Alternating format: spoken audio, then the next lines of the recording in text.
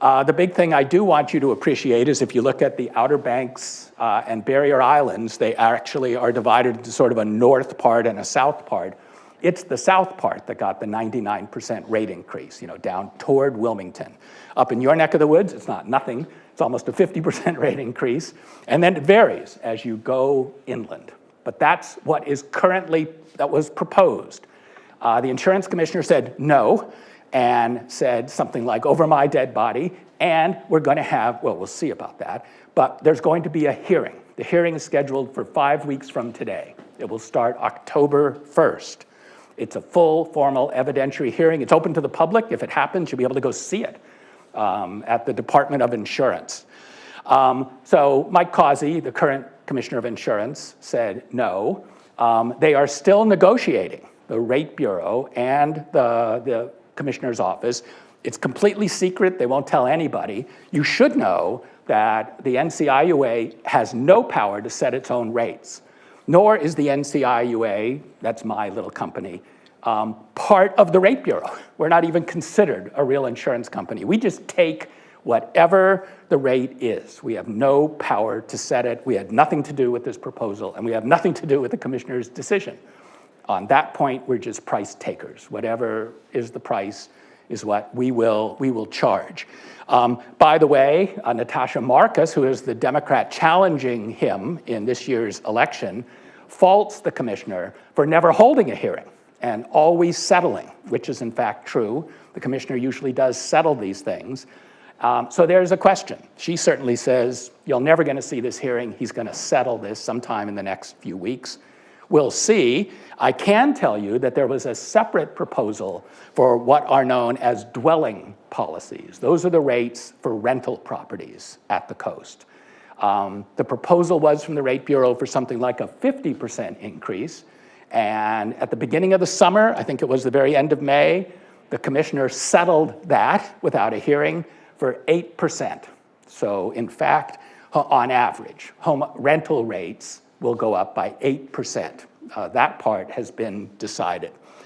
Like I said, the hearing is set for October 7th.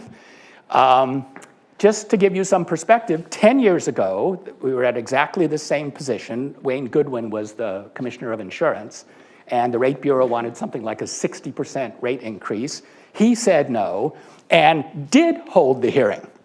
It, in fact, was the longest administrative history in the 200-year history of the state of North Carolina. It went on for 7 weeks, day in, day out. Some days I would leave the law school and go sit in and watch it, just to watch. It's like a trial, and would just watch it. He had to preside over it all day long for 7 weeks. Then in the end, he wrote this huge opinion, 180-page opinion, granting them 0 was his answer. We're giving you nothing. They immediately took it to court, and the commissioner's decision was upheld 3-zip by the 3-judge panel on the Court of Appeals, the 0% increase. The Supreme Court of North Carolina wanted nothing to do with it. They just said, we're not even taking the case. And that's where it stayed. By the way, if whatever the commissioner decides after a hearing like this, if it is supported by something like a 150-page detailed explanation, you go into when courts review that, it's a different type of law. It has nothing to do with insurance law. It's called administrative law. And when courts review agency decisions like this, the bottom line is agencies win. All they have to do is not be crazy. Not even right. They simply have to not be crazy. That's the legal standard. So whatever you decide, unless you're just a fool of an agency, it's not hard to guarantee that that would be upheld in the courts. That said, you may or may not remember this. After this great victory, the commissioner then settled with the insurance companies, and they got a 13% rate increase on average. They had actually wanted quite a bit more, but he still gave them a rate increase after sort of the theatrics, which makes you wonder what's the difference, whether you have this hearing or you settle ahead of time. You may also wonder what's the difference, because you may know this. Whatever the rate is, insurance companies are free to come up to any of us and say, well, we can't charge you more than this, unless you sign this document called a consent to rate, which allows us, let's say we're Allstate, to charge you more. 40% of all homeowner policies in the state of North Carolina are given pursuant to such a consent to rate, meaning it doesn't matter what the rate is that's finally settled legally. Insurance companies, any particular insurance company can say, well, if you want us, you have to agree to let us do more. And most people agree to that because they like their insurance company or they don't want to be hassled with finding another one. So just realize not everything really does depend on whether there's going to be a hearing or not a hearing. Something like this is true. Well, I will tell you this. I guess most of you, in fact, wanted to know the answer to if you want to know what will happen, you're going to get a rate increase. I'm just going to tell you flat out. I don't care whether there's a hearing. I don't care if it's settled ahead of time. I don't care if it's settled later. There's going to be a rate increase, and I'll tell you why I'm confident of that. Well, for reasons that I'll show, but historically, there always are rate increases. And if there's not, I will show you what insurance companies will do, something that the commissioner is mindful of. All right, we're not supposed to take questions now, but go ahead. No, don't tell me. Is there a consumer advocate? So like with the utilities, right. In front of like the PSC or the CPU, whatever you would call it. Right, so the question was, is there something like a consumer advocate, like you might have in front of the, something in front of the Utilities Commission or something like that? Short answer is no, in this setting. But you would nonetheless, I'm confident to tell you, if you want to know on the win side what is going to happen, there's going to be some sort of an increase. It's not going to be zero. I also guarantee you it's not going to be 100% or 90% or anything like the proposal. It's going to be somewhere south of the midpoint. I don't know what it's going to be. 10, 12% is my guess. 8 to 12%, somewhere in there is what's going to happen. Why? This is a chart. It's actually a little dated. It doesn't have Ian, which would be near the top. This was current a few years ago. It's the top 10 hurricanes in all of US history in terms of damage. So you see the amount of loss. So the first thing that's interesting about this is if you look at this chart, half of them, in fact, if you add Ian, over half of them in all of US history, 250 years, have happened in the last 8 years. Over half of, and this is the amount of money that was lost. A lot of it to flood, but nonetheless, that's a lot of money that's lost. That's the first thing that you need to appreciate. The second thing is if you look all the way to the right, when I was sort of growing up on this business, I thought if you wanted to know how bad a storm is, you just look at wind speed, which is the Cat 1, 2, 3, 4. And if it was a Cat 5, you really sweat it. If a Cat 1, no problem. First of all, you shouldn't underestimate Cat 5s. They're bad. Look at the bottom. Just look at Michael and Florence. Of course, we all remember Florence. Florence came ashore as a Cat 1. Michael actually came ashore on the Florida Peninsula as briefly as a Cat 5, moving really fast, blew right over the peninsula, ruining anything it hit. It was almost like a tornado, just shot through the panhandle and then sort of started to dissipate. You'll just notice that they caused virtually the same amount of damage. You can't estimate damage just by wind speed. And that's because we've learned that these storms can hurt us in more ways than one. The deal with Florence is it's a slow-moving storm loaded with atmospheres of water, and it stalls over the North Carolina coast and drowns everything and just sits there, whirling winds and so on, which is why we got almost as much damage from a Cat 1. So if anything, these storms are more frequent, there's more ways to hurt us. Insurers know this, and if they don't, well, you can sort of see why insurers know this. Between 1990 and 2012, just about a 20-year period, most insurers, remember, since 1968, all insurers refused to cover flood. Beginning in 1990, almost many of the big insurers stopped being willing to cover wind. They would simply leave the market. They don't really care about fighting about the rate. They just left because they figured we cannot charge enough money to make it up. We can read the numbers, so they leave. There's something in academic circles called exit and voice. If you can't have people listen to you by using your voice, whether it's through lawyers or not, you'll exit. is the other strategy. So this was exit. Nationwide was not by anybody's side. They dropped thousands of policies in the wake of these storms. Allstate dropped 300,000 policies in Florida alone after a wave of storms. Farmers in 2008 actually gave notice to every one of its insureds throughout North Carolina that they were leaving the state in exactly 6 months, rather than be on the hook for storm-related damages. And in this period of time, the type of company that I am on the board of is called a residual risk entity. Enrollment shifted and grew to them as private insurers dropped policies. All these policyholders, that could be you, migrated over to us. And the rate of growth was 1,500%. Citizens Insurance, which is our counterpart in Florida, became the 4th largest insurance company in the United States, just from the number of people that suddenly were in on their, that they had. Right now, we're in the middle of a second round of insurer exits. If you've been reading the paper, none of this is news to you. So here's Farmers leaving Florida. Every major insurance company has left Florida. Florida has no major insurers willing to offer homeowners, and they have to deal with a whole bunch of really small insurance companies, many of which turn out to be relatively fly-by-night, poorly rated, going broke, causing big headaches. This is just them voting, the majors voting with their feet and just leaving. Louisiana is done. No major insurers in Louisiana. In their last legislative session, they appropriated $50 million as a prize or a bribe to any insurance company that was willing to locate there for a year. They would give you $50 million to start. That's how sort of desperate they were.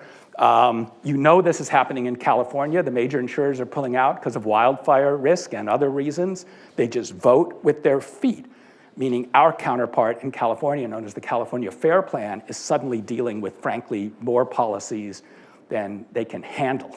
They're sort of drowning in it. They weren't even ready for this shift. And you probably remember this from a year ago. Nationwide announced they're dropping 10,000 policies in North Carolina. 5,000 of those were at the coast, mostly in the northern counties. They just said, we're dropping it. What they really hoped is they would drop the wind part of it, and people who needed that would come over to us, and they would get a wind-only policy from us, which is, in fact, what happened. But they voted with their feet. The commissioner knows this. Senator Marcus knows this. Everybody knows this, is that insurance companies can, and will walk if they want to. More importantly,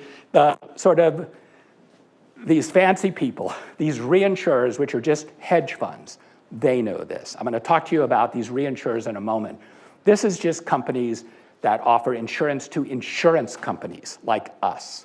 We buy reinsurance, all the majors buy reinsurance, because if they had to have all the money on hand for the worst case event, they would put all their money there, and they wouldn't be able to offer anywhere near have enough money to take as much risk, because they'd have, for every risk they took, they'd have to have so much money in reserve for a 1 in 100 risk. So people buy reinsurance. Reinsurers, which are just hedge funds, all they know how to do is count, and they count. They also know how to rip us off, but they count. They're smart, and insurance companies need them. Reinsurance prices over the last 3 or 4 years have risen almost 50%. I know this because we pay about 50% more for reinsurance, and the market is hard. We're lucky if we can get it. We have an alternative structure called a cat bond, which we do to keep the reinsurers honest. But either way, we have to defer some. We have to have ways to cover our own nut in the event of a big risk. And I'll show you more about that in a moment. They follow the statistics. They don't care whether you believe them. They don't care about any of that. They follow it, and because they follow it, they set their price based on it. And if you're not willing to pay their price, they won't deal. Hedge funds can make money hedging anything. So they'll just do it. But they have the insurance industry, to that extent, paying attention to this, whether they like to or not. It's not new for us.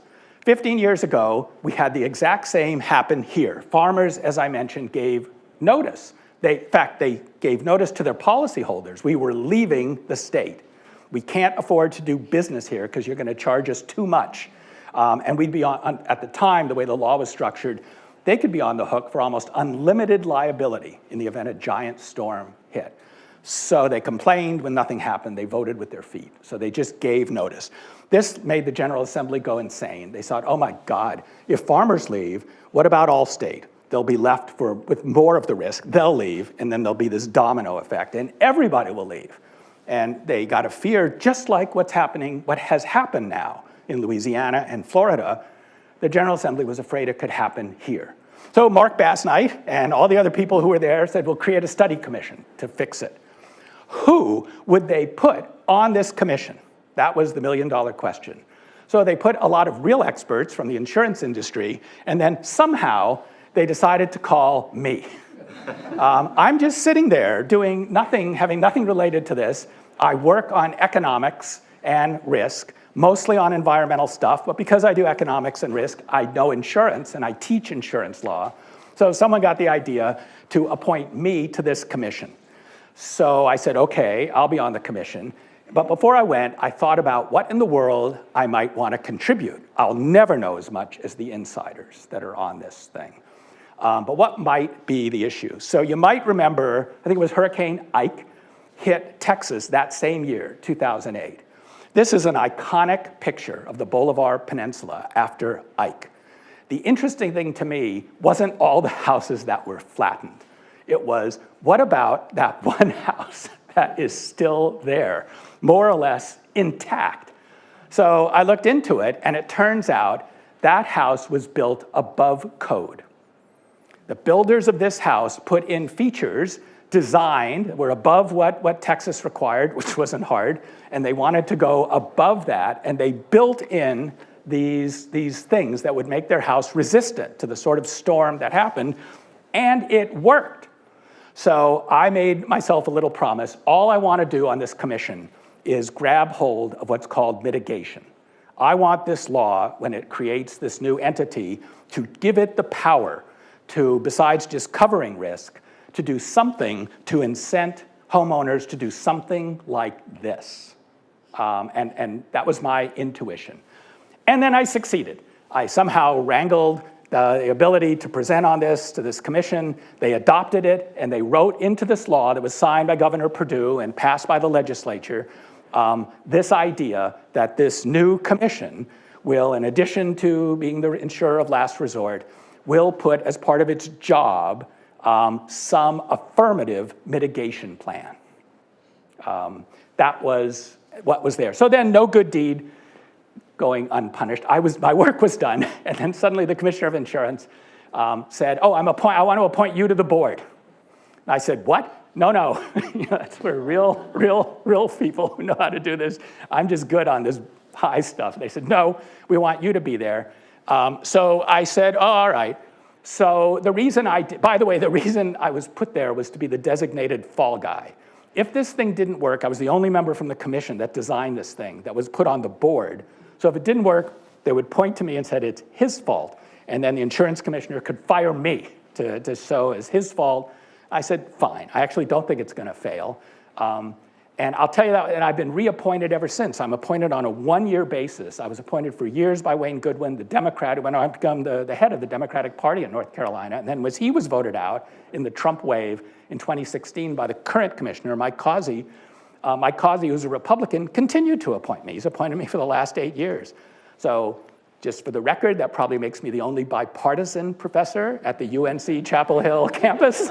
But apart from that, that's why I am still on the board. This, by the way, is just to make this less abstract. This was for many years the traditional home of the NCIUA. I just want to take the mystery out of it. It's in Cary, North Carolina. Is anyone here from Cary? Sort of. The dullest city in the Piedmont. Why is it there? It's there so that if the coast is taken out, they can still operate and maybe write checks and talk to people. That's why you wouldn't put it at the coast. So that's why it's there. The interesting thing is it's not the only thing that is in Cary. This is in Cary. So Epic Games, of all things, is located in Cary. For just all the young people know what I'm talking about. For the rest of us, Fortnite is the #1 computer game in the history of the world. And it comes from Cary, North Carolina, by Epic Games. They always needed, just to go back, oh, I'm sorry, I always get confused on this. They always need locations. They bought our building. They're now building a campus, but they had like 7 or 8 buildings. They bought ours, it became our landlord. That then created a problem because on the insurance side, the people who go to work at this place look like us. That is to say, normal. The coders who come to work every day, and they go to work at normal hours. They show up at 8 or 9 in the morning and they work till 4 or 5 in the afternoon, like normal people. The coders come to work at 2 or 3 in the afternoon. They're wearing shorts and flip-flops and pink hair, and they come in and they look, like this. And they were sort of freaking each other out. And finally, the coders came up and said, "You're freaking us out. We know you have a lease. What would it take for you to move so that we don't have to look at you?" And we said, "Well, it'd be a few $1,000,000 extra for us to move extra." They said, "Done." We are a several $100 million a year company, maybe even $1 billion a year. They make $400 or $500 million a month. So no problem. They gave us a few $1,000,000 and they bought us this. So they didn't buy us this. We just rent space. So this is our new digs. So just so you know, that's the actual current location of it in Raleigh. It's near the fairgrounds. So that's where it is in Raleigh.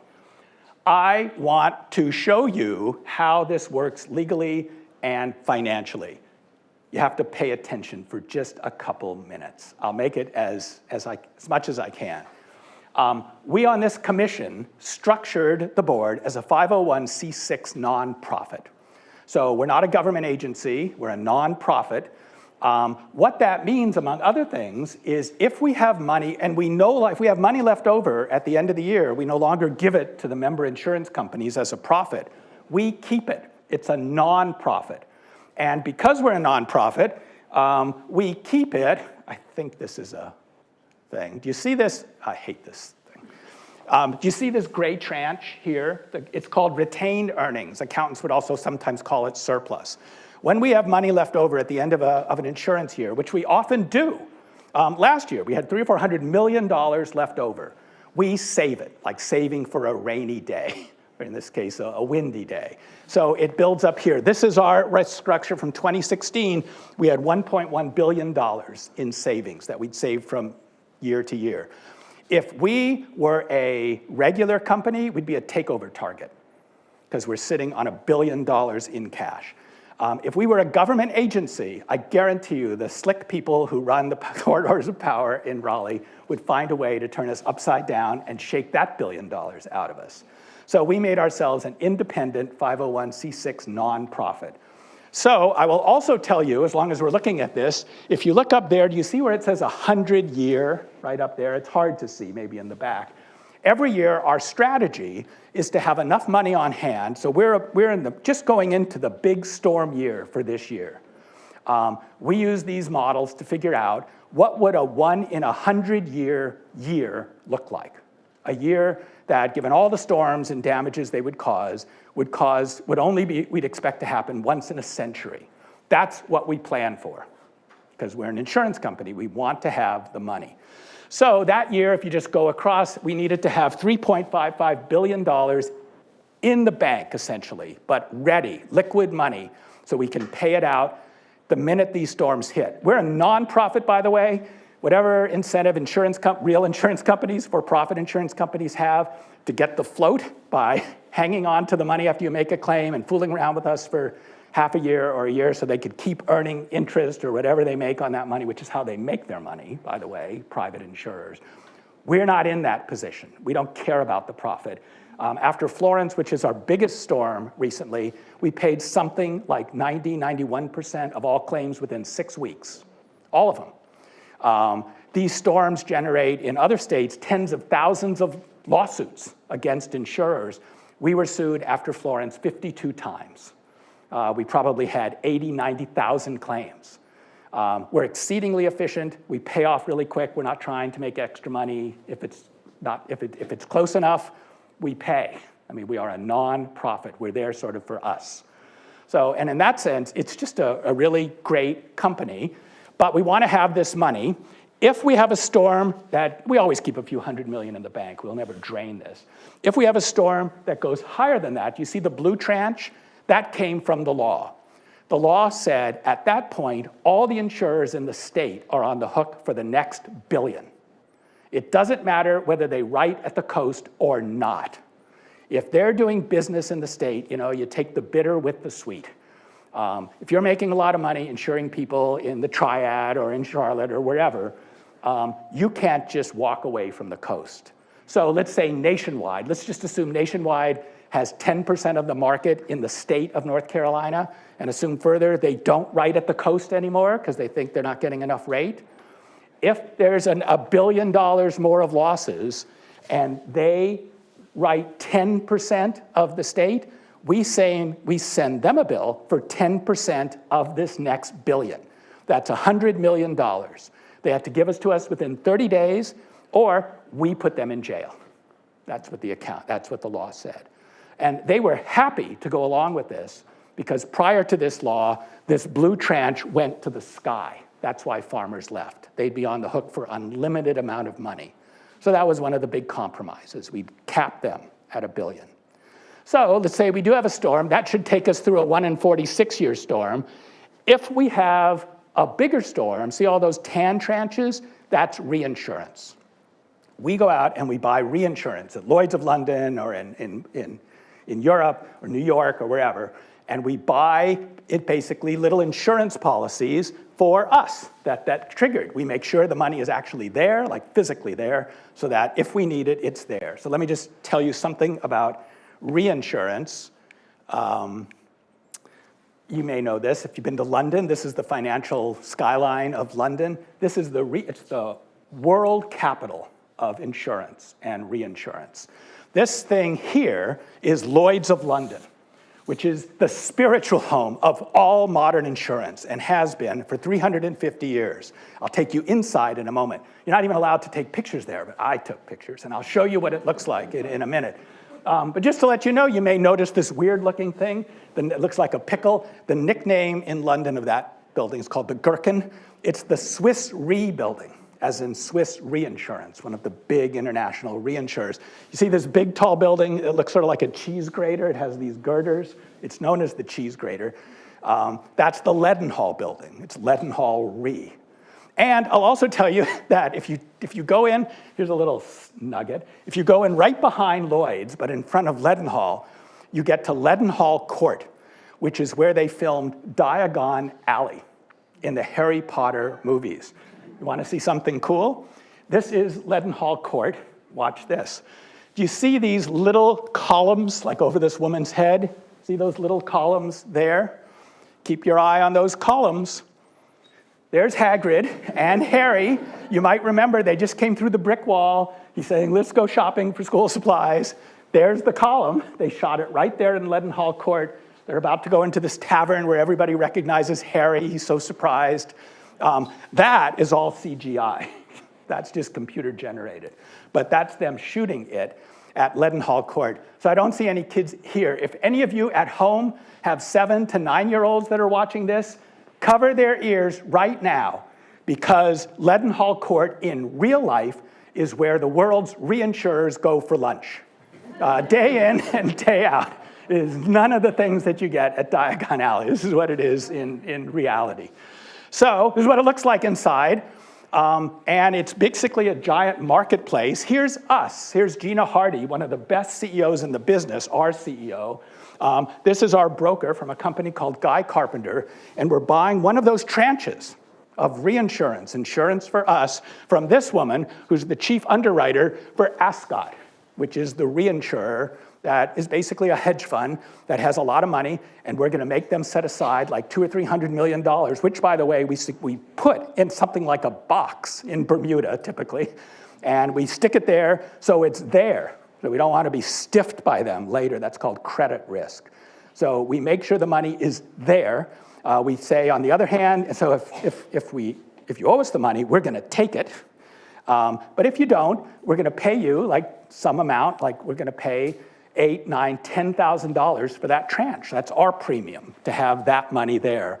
And that's how we would get say $300,000 or $400,000 of coverage for us for $8,000. That's how we start to build up our tower, so we have the money that's sort of there for us. So that's where we are. I began to wonder how this financial structure could map onto my idea that we also want to do something else besides covering the risk. We want to incentivize good houses. That's what led me, and I wasn't the only one, to this. I don't know if this is familiar to any of you. Oh, I know it is to you, a fellow board member. The insurance industry has two big research facilities. The one that most people know is the Insurance Institute for Automobile Safety. Virtually everything in our cars that keeps us safe was first developed by insurers. So it's the third brake light, or it's anti-lock brakes, or it's airbags, or any of those things, side airbags. And the reason is that they end up paying the amount for the losses. So they wanted to make cars as safe as possible. So they test the technology, then they use their political clout to get it enacted as requirements. That's what they do. About 15 years ago, they decided to do the same thing for buildings as they've done for cars. They wanted to create standards that go above code that buildings could take to reduce losses from those types of property insurers. So outside of Charlotte is the largest wind tunnel in the world, in the Western Hemisphere anyway. That's what all those weird things are. Those are the big fans that would bring it inside. If you go inside, they do something. So here what they did is build two houses, identical houses almost, to code. This house is brand new to code. This house is to code. But it's called fortified because in addition, so I don't know, the house like this might cost $200,000. They put in maybe $8,000 worth of extra equipment on the house on the right. It has sort of a super roof that's a little stronger than code. They anchor it to the house, then they anchor the house to the bottom, things that aren't required by the code, but IBHS thinks will work. So, just so you can know, then they turn on the fans. I believe this was a straight Cat 2 storm without water. So they turn on the fans and they replicate how would these two buildings work in a Cat 2 storm. So I'll let you enjoy this for 10 seconds or so. There's a difference between how they work. The yellowish house is the IBHS fortified house. The other house is to code, meaning that for just a few $1,000s more, we could have better properties. To be honest, I wasn't real interested in doing this for new houses. New houses, you might get 8,000 to 10,000 houses at the coast a year that are built. There are 400,000 houses that we all live in now. I was interested in making those houses resilient. And it turns out, and so this I think it is Brunswick Forest. My sister lives there. I look at the roofs. The thing about these roofs is they have to be replaced. I don't know what the rule of thumb you're used to. The new rule of thumb that the insurance industry is moving to is they're going to need to be replaced every 15 years, or you're going to get hassled if you haven't already. Insurance companies threaten to drop you or significantly increase your rates, or they'll try to bribe you with discounts after 15 years. But you're going to replace these roofs at least 2 times in the life of a house like this. And so this happens far more frequently. And so we targeted the roof. IBHS had designed what they called a fortified roof. And it's sort of easy if you take all the shingles off a roof. Underneath, you just have these 4x8 pieces of plywood, and then you hammer them down to the joists, and then you put the shingles on top. An IBHS roof puts huge amounts of tape between the seams to keep, turns out a lot of water leaks into our house from the little places where these big 4x8s adjoin. Tape it to keep the water out. Put in more nails. You know, to have code, all you have to do is use these little silver nails. When a storm comes over with any power, it creates negative pressure, and these nails pop out, and then the shingles blow off. Once the shingles blow off, it's over. Then the shingles are lost, the rain comes in, it leaks into the house.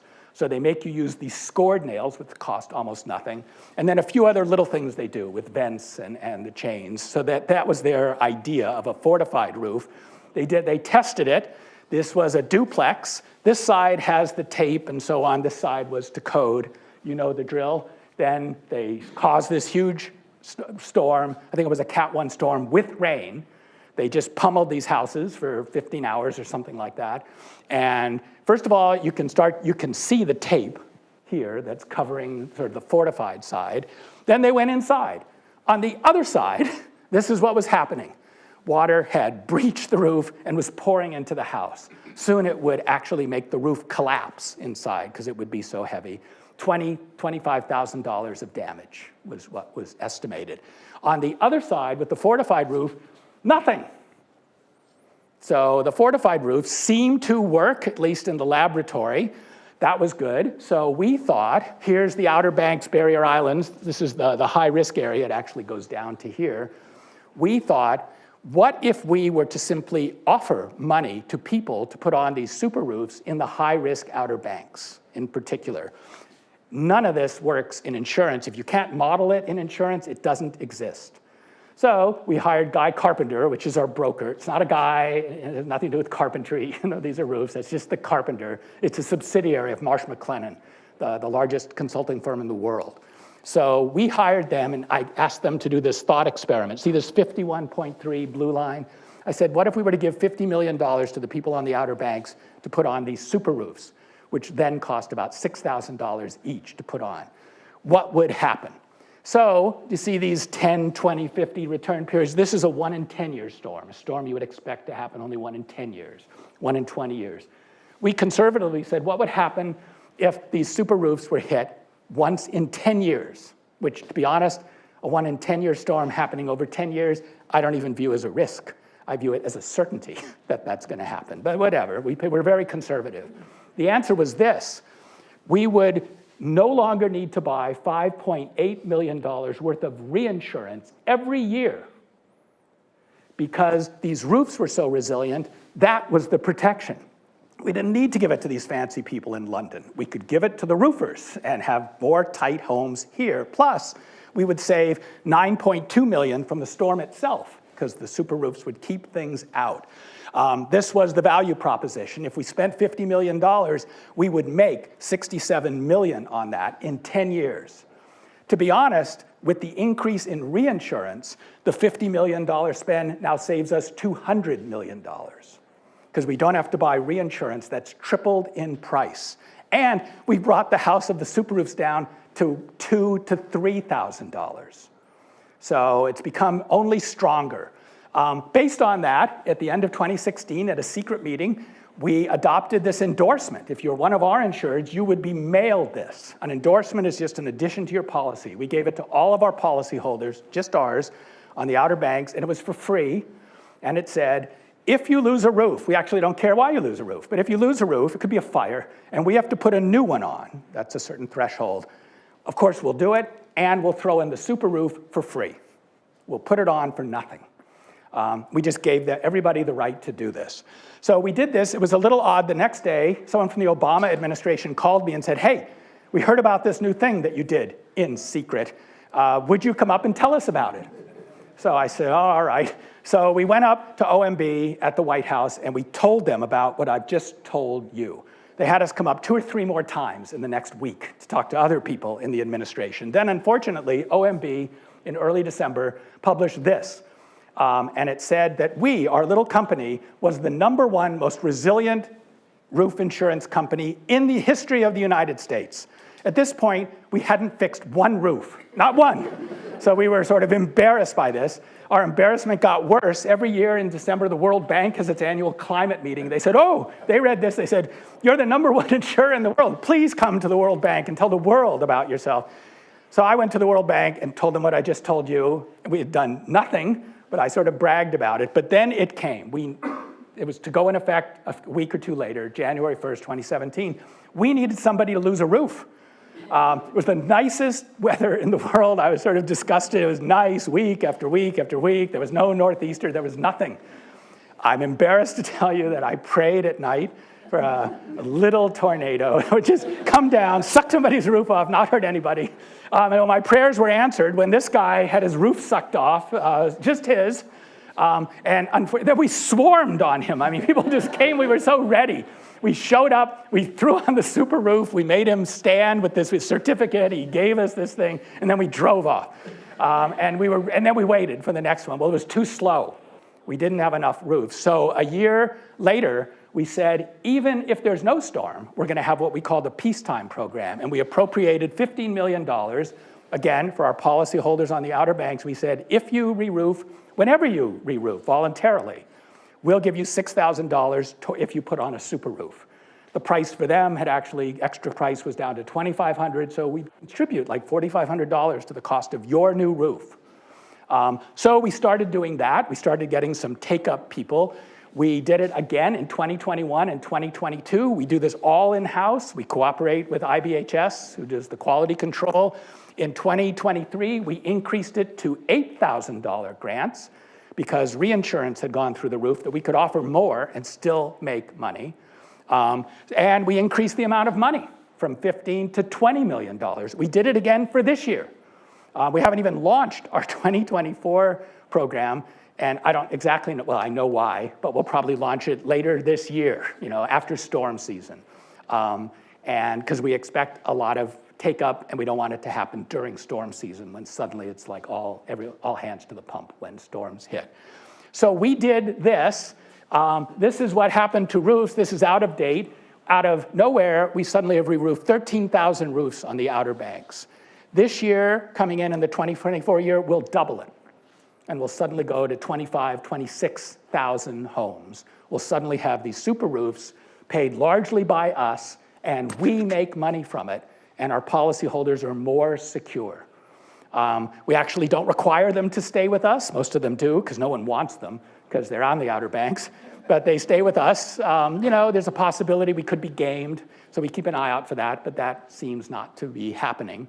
And that's what we do. I'm going to just click through this and not bother with you. We have a separate program with the General Assembly in the blue areas at the coast. All I'll do is tell you we launched a second program with the General Assembly in which we give grants to the interior blue counties. They're at $6,000. We administer that. And we've done another 1,000 or 2,000 roofs. And this year, we told the General Assembly, we appropriated $20 million just for them, the blue counties. And we said, just match it. We'll have a $40 million program. We'll do all the work just for the blue counties. They can give us anything. So if you want to call your representative and say, where were you on this monstrosity when they turned down free money? That would be fine with me, speaking for myself. But we will go back, and maybe we'll get the General Assembly's view. It is the largest single insurer-led resiliency program in the world, and we make money doing it. So that's sort of cool. I'm going to say this for 2 seconds about flood, and then I'll open it up to questions. Here's the first thing. Forget about flood insurance for a moment. You do know that if you're a seller of real estate in North Carolina, the Real Estate Commission is putting into effect these new rules about disclosures you must give when you sell any home that's at risk of flooding. So if you don't know about these, you soon will. First, are you in a flood zone? That must be disclosed, if it's true, to the potential buyers. They have to know this ahead of time. Has the house ever experienced damage due to flooding? You have to tell them that under the law, and there's penalties for not doing that. Has anyone ever filed a claim, including you, for flood losses to your house? That has to be disclosed, you or not.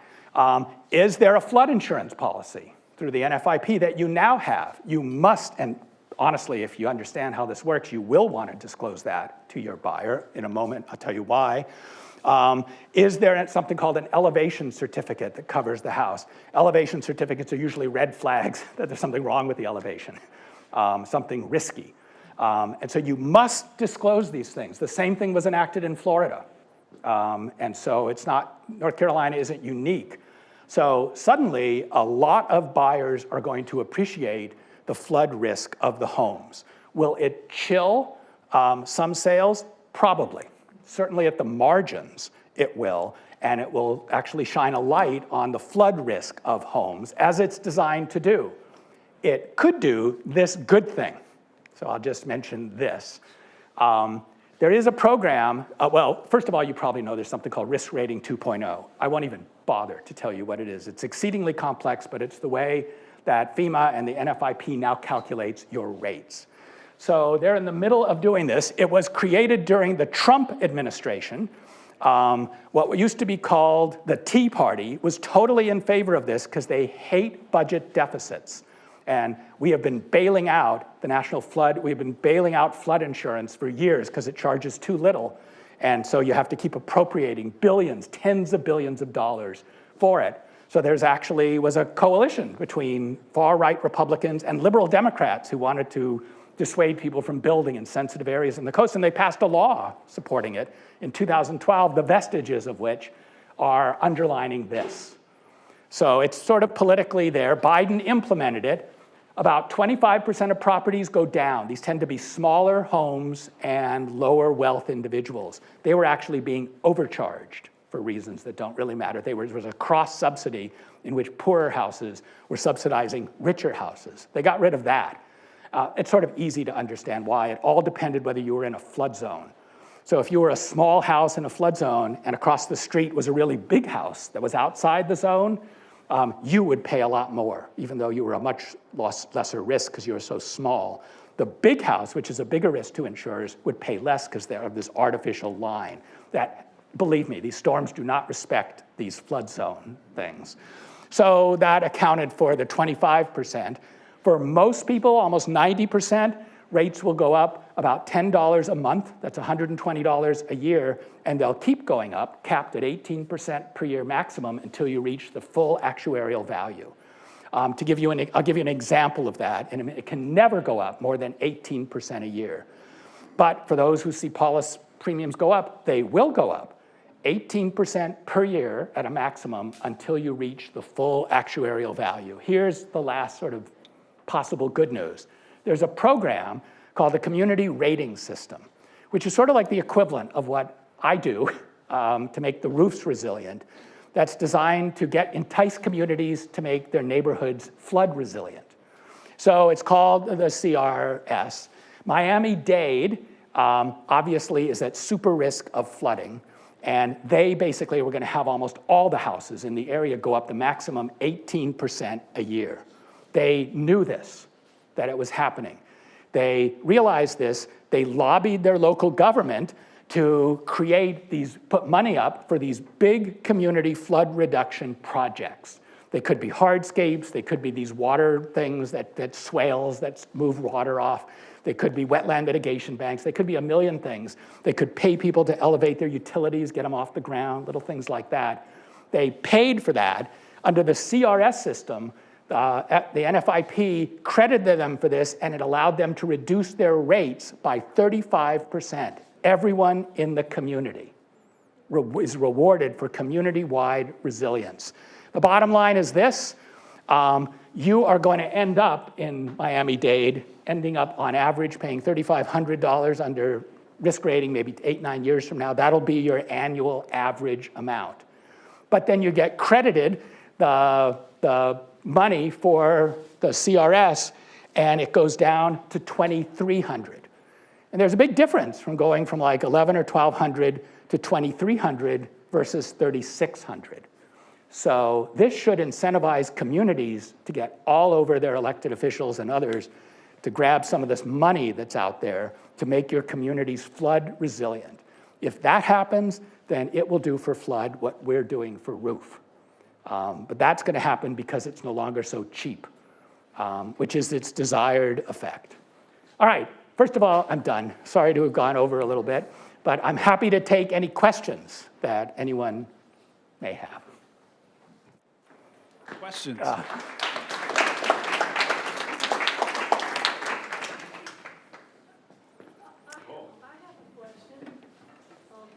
Thank you for this information, Professor Hornstein.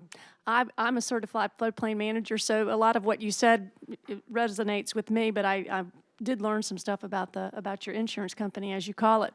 That fortified roof program, we're big supporters for that. I'm the government affairs director for the Outer Banks Association of Realtors, and we love Gina Hardy. Right, we do too. We had her down here just this past November to speak to the residents of the Outer Banks about the fortified roof program. And the one thing I'm curious about is that grant that the property owners get, are they still continue to be taxed on that? Yes, it's outrageous. Yes, yes. So first of all, you should know that under both federal and North Carolina state law, when we give you, say, an $8,000 grant, it's considered income to you. And you have to report it on your federal or even state taxes. So I, on behalf of our company, went to the state IRS, and I said to the state, this is stupid. We want you to make it zero. This is in the public interest. They said, no. We only do what the IRS does, and the IRS doesn't give it. So Gina and us went and created a political coalition in DC and introduced a bill to make it no longer subject to federal taxes as well. And once we do that, then the North Carolina revenue says they'll follow suit. So don't hold your breath. I guess.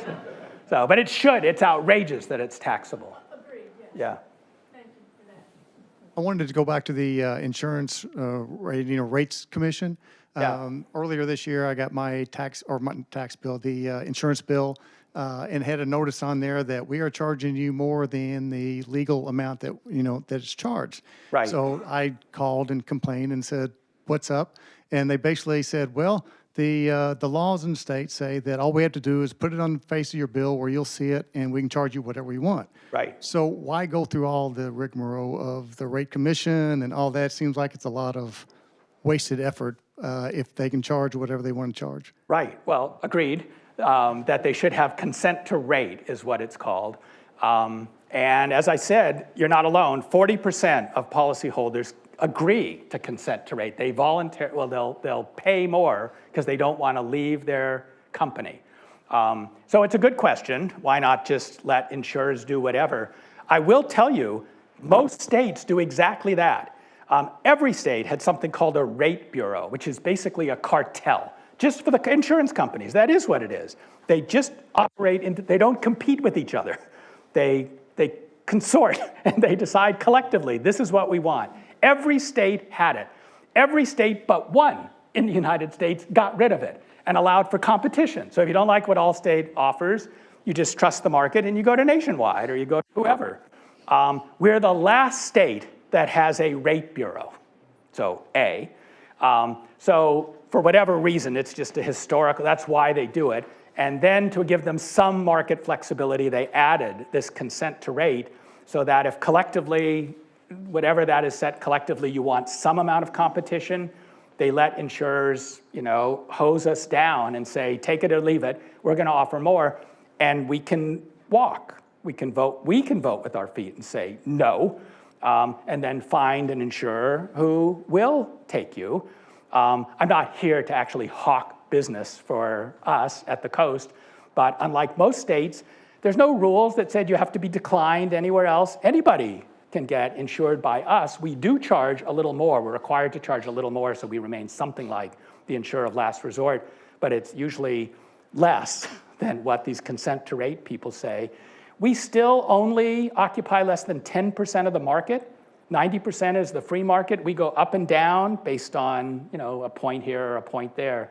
So we're nothing like Florida, where it's a pretty vibrant market in North Carolina, which means you can look. The problem, of course, is most of us like to bundle our homeowners insurance with our car insurance. Insurers like to do that to give you discounts. So you don't want to separate that too often. But yes, that's sort of why we do it. We've got a question from the online audience. They have commented, the 100-year storm is occurring at a higher frequency. How does this impact your business model? Right, so the 1 in 100-year stuff is nonsense, just so you know. It's just something we use. And I'll tell you right now, 1 in 100 years is actually more optimistic than most insurance companies can't cover that, even though in reality, it might be like 1 in 200, or what used to be 1 in 200 and 1 in 300 year storms happen frequently. The reason, part of it is nature, but you know what more of it is if these storms come and they hit nothing, it's terrible, but they don't hit anything, is we are moving into harm's way. There is more construction in coastal regions with more expensive homes, and there's more to them to hit. So they're causing more damage in part because we're not zoned correctly, we're not dissuading people correctly, and of course we're not building correctly. I mean, I take it that we have a housing crisis. I understand-ish why the General Assembly sort of pulled the rug out of higher zoning codes this last session and didn't make us at least build more resilient homes to begin with. They didn't want to add some amount of money to the cost of homes. I sort of understand that. Most states, however, keep up with their zoning rules so that at least we're building more resilient things. And so when these storms come in, even at marginally higher rates, they hit more resilient buildings and do the same or even less damage. But part of the reason we're getting more money is because it's hitting more. We're net moving in. The so-called flood buyout program, I mean, I shouldn't say that. Everybody's supposed to love the flood buyout program, in which the federal government goes in and pays you to move out of flood zones for repetitively flooded things. I'm sort of all in favor of it in part. It's a complete failure in North Carolina. We have more repetitively flooded homes in the federal system than we did 10 years ago. So for everyone we bribe to move out of the floodplain, the market forces are having 2 people move into them. It's a failure of enforcing good zoning. And that has to do with the clout that realtors come or real estate companies do. They threaten our local governments with taking lawsuits, which I can tell you as a lawyer are easily won by the government. Very hard to win by these developers. But these local governments frequently capitulate and allow building in areas they shouldn't and to codes that they probably shouldn't. Hence, we get more losses just for that reason. So, you know, it takes an effort to get our handle on this. Is there any directory as to what insurance companies agree to be subject to the rate bureau rates? Oh, so that's a good question. I'm not sure I know the answer. Oh, so the question was, is there a directory by which we know whether or not insurance companies agree to follow whatever the rate that the rate bureau settles on or not? No, not to my knowledge. Every insurance company in the state is a member of the rate bureau. So that's easy enough. They were all part of the request to increase and that you're seeing the commissioner having to wrestle with. But I don't know, there should be somebody who mark how many in fact come in and do consent to rate and by how much. And maybe someone would know, but I don't think that's tracked. It should be, except to know that 40% of policies are increased over the amount that the politicians settle on or the courts settle on, whatever it is, and they go up from consent to rate because we feel it's not worth the hassle of shopping around. So, Don, you know what's happening around Rodanthe and the number of yes. houses that are falling into the ocean. There is an effort to rebuild the coalition for an Upton-Jones type of response, so that rather than having so many houses falling into the ocean, at a certain point you could give up and have that property finalized so that it will not fall into the ocean and fill up the ocean full of nails. Right. So that's awful. Of course, we all know this house in Rodanthe. I mean, forget the movie. This is all anybody knows about Rodanthe now, is these houses falling in like one after the other. So there is, first of all, there's a lot of problems with this happening. It is relatively limited. It's very dramatic when it does happen, so everybody sees it. But it's not like happening everywhere all at once.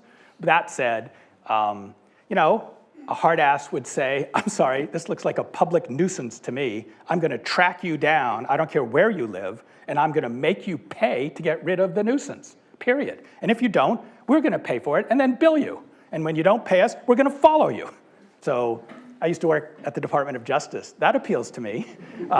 You could do that. It seems like this could be viewed as a nuisance. What you said, nails all over the place, not to mention the septic systems that go all over the place. You could do that. Or the Upton-Jones idea is at some point it's in our interest not to let them fall in. If they have flood insurance, I have seen a proposal to not wait for them to fall apart before they can cash in on their flood insurance. There's some sense to this. I mean, they're already condemned and they're about to fall in. Why not create a system in which you let them cash in their flood insurance if they've been carrying it? I mean, flood will only cover up to $250,000 per structure, but that's probably enough for the bulldozers to go out ahead of time and take these homes down. And FEMA's probably ahead of the game by allowing that amount of money to be spent. And it seems fair if, in fact, the homeowners still are paying for flood insurance to let them cash in. I mean, it's sort of like cashing in on life insurance before you die. But on the other hand, you really are about to die. So there's something to be said for it. So, people are having policy debates about it. And I probably won't get much done because there's people like me who would just as soon put them in jail. And then there's other people who are ready to be more sympathetic and find out creative ways. Anything's better than the status quo.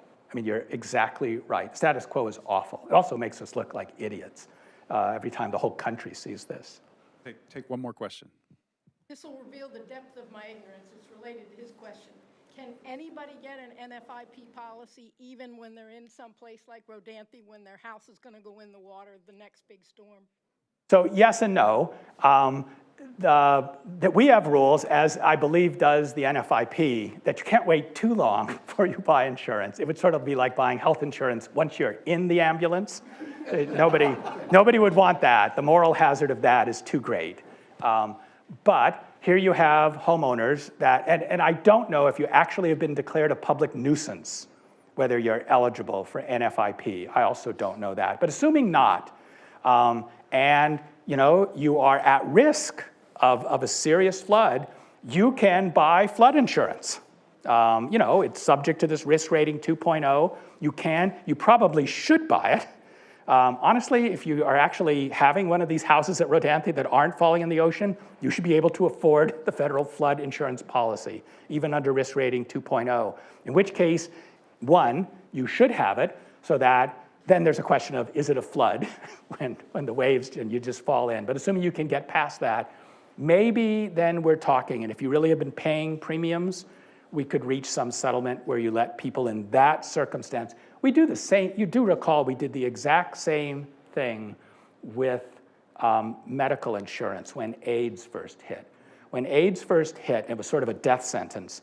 It was sort of a death sentence. You didn't have these treatment policies, and young people had life insurance, and they were being canceled from their medical insurance. The medical insurance is every year, and they started saying, we're excluding you if you have AIDS. They just pulled the rug out, and they're allowed to do that. So they couldn't buy health insurance. They were desperate for $200,000 to buy the expensive treatments that you would need to stay alive. But they had life insurance. But the problem was they hadn't died, sort of analogous. So there's something called the viatical industry that sprung up. Legally, you're allowed to sell your life insurance that you own to anybody. You have to be mindful when you do sell it to somebody that it's someone you trust, because that means they own a life insurance policy on your life that pays out when you die. So, but that said, you trust people's own interest. A whole industry pulled up called the viatical industry, and they went up and said, look, you have a policy that would pay $1 million right now. We have every reason to think you're going to die within a year, left untreated. We'll buy your policy now for $350,000, $400,000. We'll give it to you. It's legal to transfer it. And then you get $400,000. Now you can play with the AIDS treatment. Maybe it'll work. And it had to do with the fact that it's a big asset, an insurance policy. If it's yours, it's alienable in life insurance. And it created this whole industry. It's still true. Most insurance companies will offer you something like this, even in your regular life insurance. There's a little provision that allows you to trade it in if you still have it, if you have like a fatal illness. And you could do something like this for flood It's not unprecedented. Thank you. Thank you, Done? Professor Hornstein. Thank you, Very everybody.